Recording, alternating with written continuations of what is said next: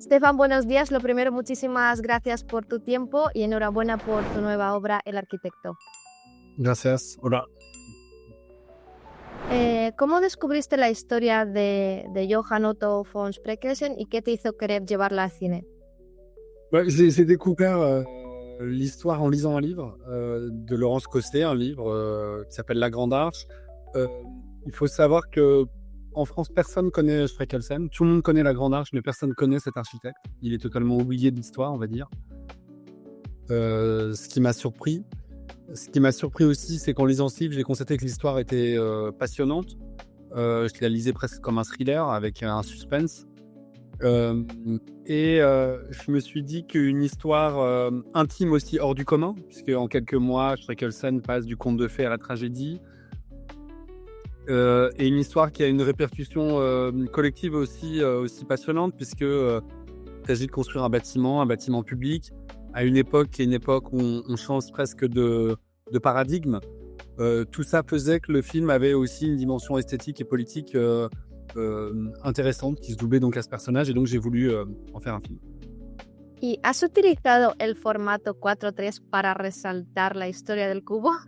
Alors oui, le 4/3, en fait, le film raconte l'histoire de quelqu'un qui est omnubilé par la forme carrée.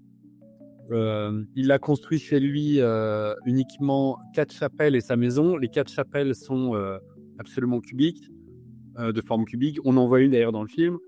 Là, il construit un cube géant pour Paris. Donc, il fallait qu'on imprime, qu'on rentre dans le cerveau de ce type qui est omnibulé par le carré et qu'on imprime cette forme dans la rétine du spectateur. Et donc, un très bon moyen de le faire, c'était aussi d'opter pour un format, le 4/3, qui est le format identifié le plus proche du carré. Otra cosa que quería preguntarte es que la película nos muestra esa confrontación entre la visión individual y las estructuras colectivas en una burocracia casi kafkiana.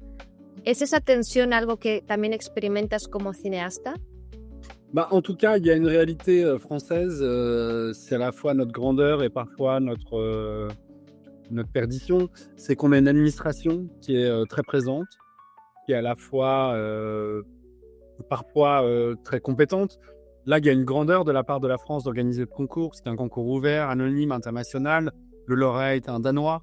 Il y a là-dedans une grande ouverture d'esprit et un idéal presque républicain de se dire que le concours, c'est un concours ouvert et que tout le monde peut y aller et prétendre gagner. La preuve, c'est un anonyme absolu qui gagne. Donc ça, c'est merveilleux. Mais derrière, cette bureaucratie, elle a aussi ses lourdeurs. Il y a aussi le fonctionnement politique presque monarchique à la française, avec une cour autour du président qui lui-même habite dans un palais. Tout ça crée une lourdeur que je voulais montrer dans le film et le montrer aussi avec humour, parce qu'il y a quelque chose de presque comique, de presque burlesque dans ce grand cirque, et parfois dans les méandres que vous avez qualifiés de kafkaïens, et on peut dire ça, dans lesquels on peut se retrouver quand on a affaire au système administrativo-politique français. La inflexibilidad creo que tiene un alto precio para uno mismo.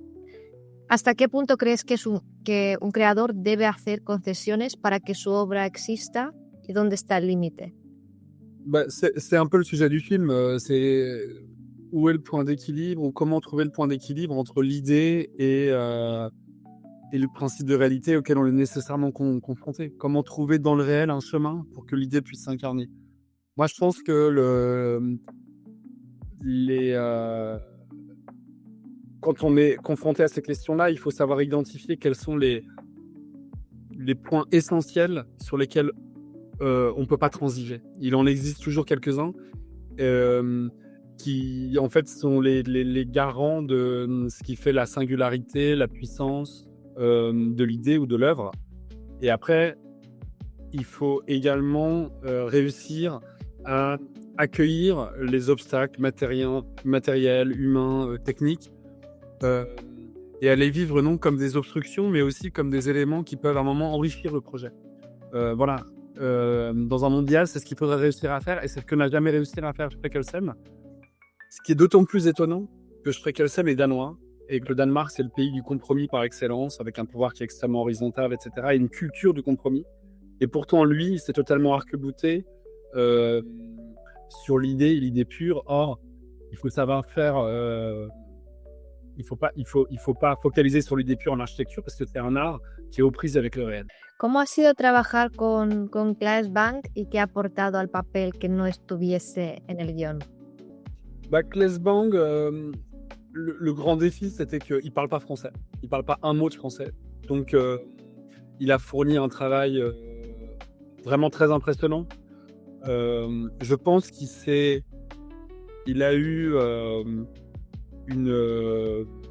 plongé dans l'étude et dans le travail de la langue de manière aussi obsessionnelle que Streckelsen s'était plongé dans son cube.